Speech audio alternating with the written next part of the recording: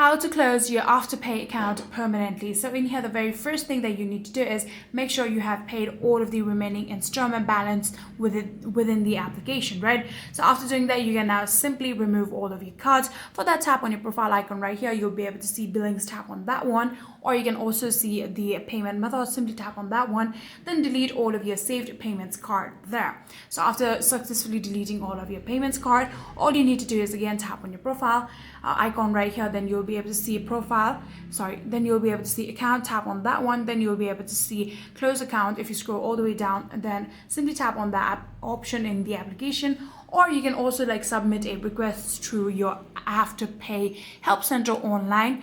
And after doing that, that is all you need to do in order to close your Afterpay account permanently. They will give you the further instructions on how you'll be able to do it.